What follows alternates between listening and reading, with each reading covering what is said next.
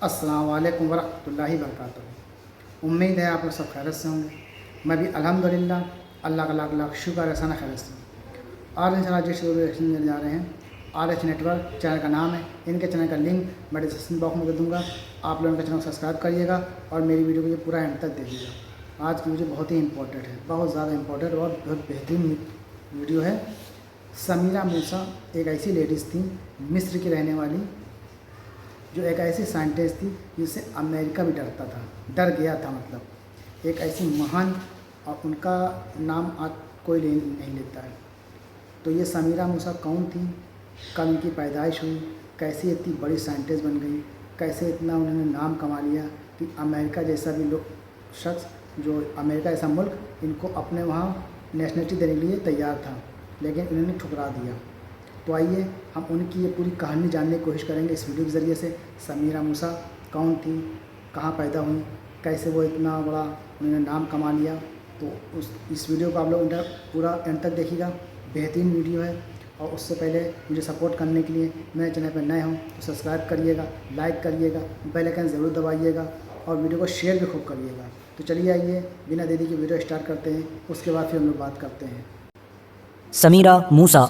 दोस्तों, जितने भी लोग साइंस की दुनिया से ताल्लुक़ रखते हैं, हो सकता है उन्होंने शायद कभी इस इंसान के बारे में कुछ सुना हो, लेकिन बाकी तो जितने भी लोग हैं उनमें से 99% ना तो इस इंसान को जानते हैं और ना ही उन्होंने कभी इस नाम के बारे में सुना होगा। और मुझे लगता है कि सबसे ज़्यादा हैरान कर देने वाली या फिर शर्मिंदा कर देने वाली बात तो यही है कि आखिर लोग इस इंसान के बारे में कुछ भी नहीं जानते हैं, बावजूद इसके कि ये इंसान, या मैं कह सकता हूँ कि ये लेडी कोई आम लेडी नहीं थी, बल्कि ये तो मिस्र की वो बड़ी मुस्लिम वैज्ञानिक थी कि जिनको मदर ऑफ एटॉमिक एनर्जी के नाम से आज भी याद किया जाता है। हाँ दोस्तों, वही एटॉमिक फील्ड कि जिसमें आज के दौर में कोई भी देश कामयाब होने के लिए या फिर अपने दुश्मन को कामयाब होने से रोकने के लिए किसी भी हद तक जाने के लिए तैयार रहता है, और इसकी वजह से बड़ी जंगें भी छिड़ जाती हैं। हैरानी की बात यह है कि ये लेडी साइंटिस्ट सिर्फ और सिर्फ 35 साल ही जिंदा रह सकी थी, और इनके बारे में ये माना जाता है कि अगर ये कुछ साल और जी जाती तो हो ना हो मिस्र जैसे देश को उस दौर में ही एक एटॉमिक पावर बना देती, यानी एक ऐसा देश कि जिसके पास परमाणु हथियार होता। याद रहे कि मैं ये उस दौर की बात कर रहा हूँ कि जब अमेरिका के अलावा दुनिया के किसी दूसरे देश के पास ये पावर हुआ ही नहीं करती थी। बात सिर्फ यहीं पर खत्म नहीं हो जाती है, बल्कि कैंसर जैसी खतरनाक बीमारी कि जिसके इलाज को आज के दौर में हद से ज्यादा महंगा या फिर लगभग नामुमकिन समझा जाता है, उसको लेकर भी ये एक बड़े मंसूबे पर काम कर रही थी। और बहुत जल्द ही इनको इस चीज को लेकर एक ऐसी बड़ी कामयाबी मिलने वाली थी कि जो ना तो इतिहास में पहले कभी किसी को मिली थी और ना ही उसके बाद में मिल सकी है। इन्होंने ये नारा भी दे रखा था कि मैं कैंसर जैसी बीमारी के इलाज को भी इतना ज्यादा अफोर्डेबल यानी सस्ता बना दूंगी कि जैसे बुखार या फिर सर में दर्द वगैरह का होता है, कि जिसको आमतौर पर हम लोग एक गोली की मदद से ही सही कर लेते हैं। मगर दोस्तों, शायद इनकी ये हद से ज्यादा काबिलियत, इनके ये बड़े मंसूबे, बड़े अचीवमेंट ही इनके ऊपर भारी पड़ गए। क्योंकि पहले तो इनको अमेरिका में रहने के लिए अमेरिका की गवर्नमेंट की तरफ से सिटीजनशिप ऑफर की गई, जिसको इन्होंने ठुकरा दिया था और कहा था कि मेरा मुल्क मेरा इंतजार कर रहा है। और फिर इसके कुछ वक्त के बाद ही इनके साथ वो हुआ कि जो आज तक दुनिया वालों के लिए एक पहेली बना हुआ है और जिसका जवाब आज भी लोग ढूंढने की कोशिश करते हैं। RH नेटवर्क के नॉलेजेबल फ्रेंड समीरा मूसा की कहानी का आगाज होता है 3 मार्च सन 1917 से, कि जब मिस्र के गरबिया नाम के इलाके में उनकी पैदाइश हुई थी। उनके वालिद अपने लोकल इलाके में एक सियासी इंसान के तौर पर जाने जाते थे, जबकि उनकी जो माँ थी वो उनको बहुत कम उम्र में ही कैंसर जैसी खतरनाक बीमारी की वजह से छोड़कर चली गई थी। समीरा अभी कम उम्र ही थी कि उनके फादर उनको लेकर मिस्र की राजधानी काहिरा में शिफ्ट हो गए। एक होटल में उन्होंने अपनी तमाम जमा पूंजी लगाकर अपने रोजगार का भी इंतजाम कर लिया। समीरा मूसा ने अपनी शुरुआती पढ़ाई कंप्लीट करने के बाद सेकेंडरी एजुकेशन में भी अच्छे ग्रेड्स हासिल किए थे, जिससे उन्होंने अपने आप को एक इंजीनियरिंग स्टूडेंट के तौर पर तैयार कर लिया था। मगर फिर बाद में उन्होंने आगे की पढ़ाई के लिए काहिरा यूनिवर्सिटी में साइंस के फील्ड को चुना।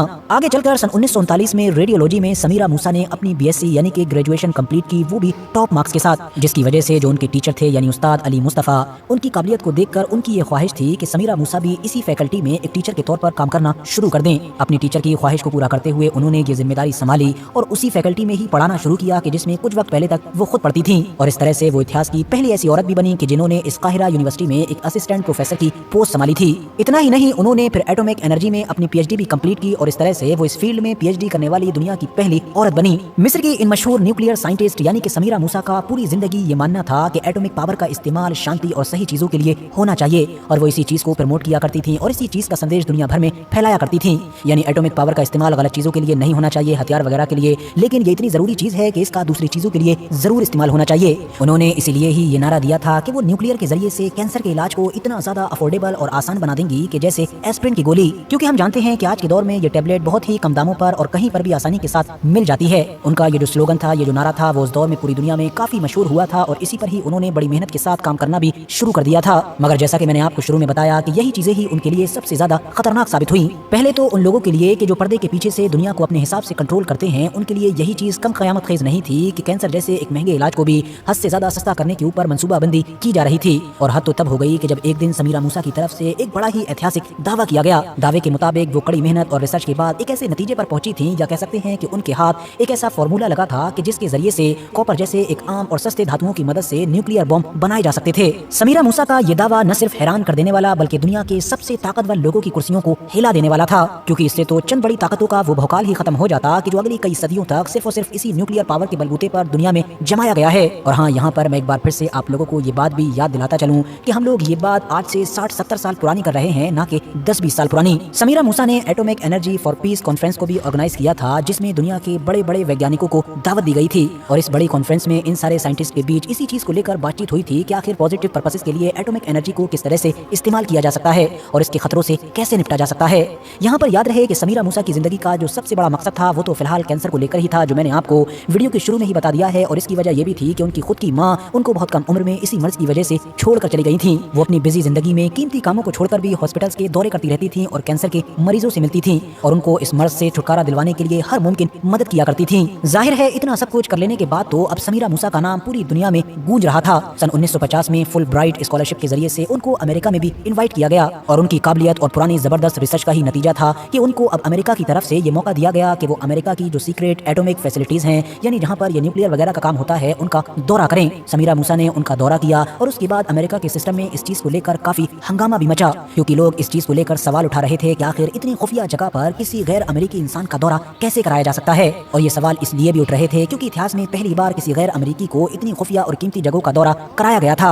इसके बाद समीरा मूसा को अमेरिका की तरफ से सिटीजनशिप यानी कि नागरिकता भी ऑफर की गई थी, ताकि वो वहीं की नागरिक बन जाएं और हमेशा हमेशा के लिए वहीं पर रहें और उन्हीं लोगों के साथ मिलकर काम करें। मगर समीरा मूसा ने इस बड़े ऑफर को पूरी तरीके से ठुकरा दिया और कहा कि मेरा मुल्क यानी कि मिस्र मेरा इंतजार कर रहा है। मगर दोस्तों, जब वो अमेरिका का ये दौरा कंप्लीट करने के बाद 5 अगस्त 1952 को मिस्र की तरफ वापस आ रही थी और उनकी गाड़ी अमेरिका में एयरपोर्ट की तरफ जा रही थी, तो अचानक से 40 फीट की ऊंचाई से नीचे जाकर गिरी, जिसके बाद फिर उनकी खून से लथपथ लाश ही मिली। डॉक्टर्स ने बाद में रिपोर्ट में बताया कि उनकी मौत फौरन ही हो चुकी थी। और इस तरह से इतिहास की इस बड़ी साइंटिस्ट की जिंदगी का सफर सिर्फ और सिर्फ 35 साल की उम्र में खत्म हो गया था।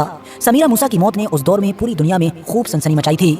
अलग अलग तरह की रिपोर्ट्स आई जिनको लेकर अलग अलग तरह के दावे किए जाते थे। माना गया था कि जब उनकी ये गाड़ी 40 फीट की ऊंचाई से गहराई में जाकर गिरी थी तो उनका ड्राइवर पहले ही कूद गया था और ड्राइवर का गायब होना साफ तौर पर यह बता रहा था कि ये कोई एक्सीडेंट नहीं बल्कि शायद पूरी प्लानिंग के तहत किया गया एक मर्डर था। और हैरानी की बात यह है कि जिस बड़ी साइंटिस्ट की अमेरिका में इतनी आहुभगत की गई थी और जिसको अपनी नागरिकता तक ऑफर की जा रही थी, उस वैज्ञानिक की मौत को अमेरिका की तरफ से बहुत ज्यादा लाइटली लिया गया, कोई खास इन्वेस्टिगेशन नहीं की गई और एक एक्सीडेंट मानकर ही हमेशा हमेशा के लिए दबा दिया गया। हमेशा से ही वक्त वक्त पर यह दावा किया जाता रहा है कि समीरा मूसा की मौत कोई हादसा नहीं बल्कि एक बड़ी साजिश के तहत की गई हत्या थी। मिस्र के एक ऑनलाइन न्यूज़पेपर एजेंट इंडिपेंडेंट की एक रिपोर्ट में तो यहाँ तक दावा किया गया था कि समीरा मूसा की कत्ल के पीछे जो साजिश की गई थी उसमें सबसे बड़ा रोल मिस्र की ही एक मशहूर यहूदी अदाकारा यानी कि राकिया इब्राहिम का था। दोस्तों, राकिया इब्राहिम उस दौर में मिस्र की एक बहुत ज्यादा मशहूर यहूदी एक्ट्रेस हुआ करती थी। 1948 में जब इजराइल वजूद में आ गया था तो ये एक्ट्रेस अक्सर मिस्र में रहने वाले यहूदियों को इस बात के लिए इन्फ्लुएंस भी किया करती थी कि उनको अब मिस्र छोड़कर अपने असली वतन यानी कि इजराइल चले जाना चाहिए। इसी एक्ट्रेस को लेकर ही बहुत सारी रिपोर्ट्स में ये दावा किया जाता रहा है कि इजराइल की खुफिया एजेंसी ने इसको हायर किया था ताकि इसके जरिए से उस समीरा मूसा को ठिकाने लगाया जा सके कि जिसकी मदद से उसका पड़ोसी और दुश्मन देश इजिप्ट कभी भी न्यूक्लियर पावर हासिल कर सकता था। राकिया को लेकर यह दावा वैसे तो हमेशा से ही किया जाता रहा है, मगर इस बात को और ज्यादा बल उस वक्त मिला कि जब 2012 में रीटा डेविड थॉमस के जो रिश्ते में राकिया की पोती हैं, उन्होंने जर्नलिस्ट से बात करते हुए कुछ बड़ी बातें बताई। उन्होंने बताया कि कैलिफोर्निया में मौजूद वो पुरानी किताबें कि जो उनकी दादी की हुआ करती थी, उसके अंदर समीरा मूसा के काहिरा के घर की बहुत सारी तस्वीरें मिली हैं। इतना ही नहीं, रीटा डेविड थॉमस ने यह भी दावा किया कि राकिया ने उस दौर में समीरा मूसा के घर की जो चाबी थी उसको एक साबुन पर उतार लिया था और फिर इस साबुन को मिस्र के अंदर मौजूद इजराइल के जासूसों के हवाले कर दिया गया था। और फिर एक दिन मंसूबे के तहत राकिया अपनी दोस्त यानी कि समीरा को काहिरा सिटी में एक ओपेरा दिखाने के लिए लेकर गई। तभी पीछे से जो इजराइल के जासूस थे वो सभी समीरा मूसा के घर में एंटर हुए और उनकी रिसर्च या फिर रिसर्च से जुड़ी हुई सारी चीजों की तस्वीरें वगैरह ले ली गई। मतलब साफ था कि राकिया ने समीरा मूसा के साथ जो दोस्ती की थी वो भी सिर्फ और सिर्फ इजराइल के इशारे पर की थी, जो दोस्ती उस वक्त जाकर खत्म हो गई थी कि जब अमेरिका में इजराइल या फिर अमेरिका की तरफ से राकिया के जरिए से ये कोशिश करवाई गई थी कि समीरा किसी तरीके से अमेरिका की सिटीजनशिप को एक्सेप्ट करके उनके साथ काम करना शुरू कर दे। लेकिन जैसा कि मैंने आपको पहले ही बताया कि समीरा ने न सिर्फ इस सिटीजनशिप को ठुकराया